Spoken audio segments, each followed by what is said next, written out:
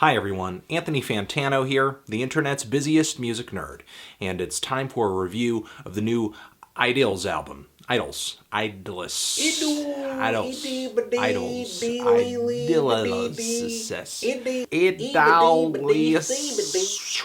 Prayer for Terrene. These guys are a Brisbane metal outfit. I first heard about them a few years ago through the release of their debut record, Farewell All Joy. A record that I found phenomenally intense and noisy. However, I did not really find this LP that memorable compositionally. I do remember the incredible sonic beatdown that this record brought to the table, and then how it smashed the table that it brought it to immediately after. And even though I'm usually impressed by that sort of thing, I really need a bit more in the way of a finesse and in detail if the fact that you sound like an atomic bomb is really going to translate to me. And I feel the band came through with exactly that, a little bit of finesse and some experimentation on this latest record of theirs. Longer, more multifaceted songs on this record that meld together elements of grindcore, metalcore, specifically the sounds of bands like Converge, straight punk rock, noise rock. And now, in a lot of the tracks on this LP, there are all of these freakish saxophone solos, screaming away, creating an insane ruckus behind the huge pummeling walls of riffs on this LP. You might liken it to a Shining record, except I think the riffs are a bit heavier and the sax doesn't play as strong of a role. Or you might liken it to maybe like one of John Zorn's Naked City records. Except this band is obviously bringing horn instrumentation into its music from a metal and punk standpoint, whereas when John was working with Naked City, he was toying with grindcore, metal, and punk rock from an avant-gardist point of view. I wouldn't say they experiment so boldly that this record ever loses its momentum. The band pretty much focuses nearly every moment on this LP on a strong, heavy, visceral, pummeling experience. Just like their first record, but I think they step out of their comfort zone enough to make the 28 minutes that this record lasts a bit more colorful and hellish too. The performances on this LP, guitars, bass, drums, vocals, are all incredibly dizzying. They're dense, they're compact.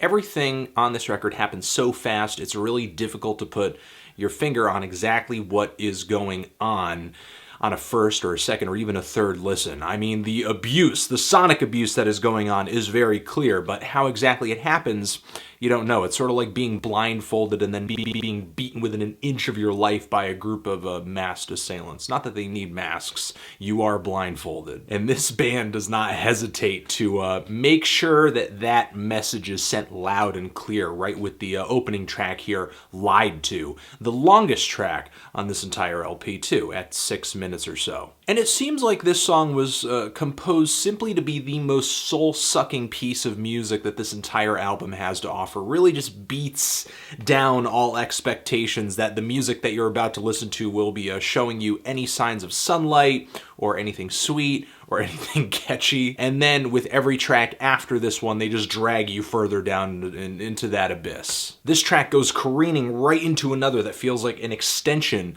of the opener with these elongated horn and guitar riffs just playing against one another. It's slow, it's heavy, and immediately after this we have a trio of songs that are maybe the most abrasive on the entire LP. Blast beats, heavy riffs, and freakish vocals galore. The screams are throat-searing, the blast beats are just like bombshell volume. Like I said earlier, it's clear that these guys have listened to a bit of Converge. However, I do think they take these influences and bring a much more freakish sound into the mix, which most definitely comes out on a track like PCP Crazy, which is more of a weird yet slower and more straightforward centerpiece in the entire record, where the band seems to be playing a bit of straightforward punk rock, sort of, right at the beginning of the track. It's got all these strung out guitars, this really distorted grimy bass line, these vocals that are really shouty and have a bouncy echo on them. Reminds me a little bit of the OCs for whatever reason, and this marching snare drum.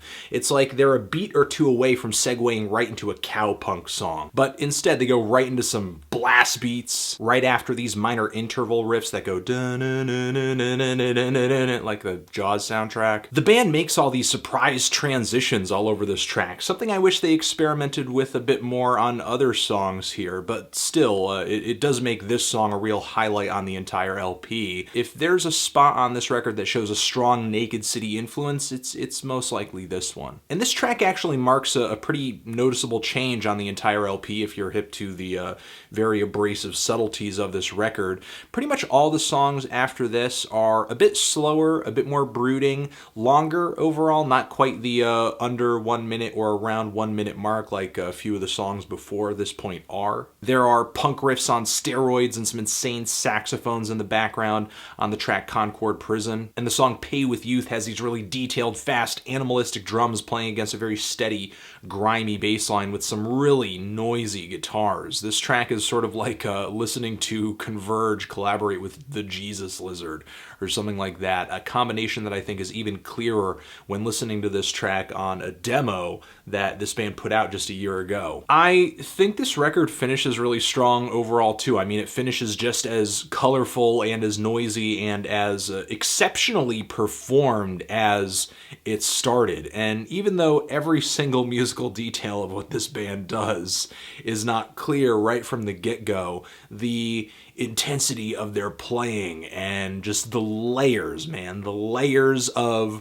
the riffs, the drums, the bass, the horns, the really just blood-curdling vocals on this thing.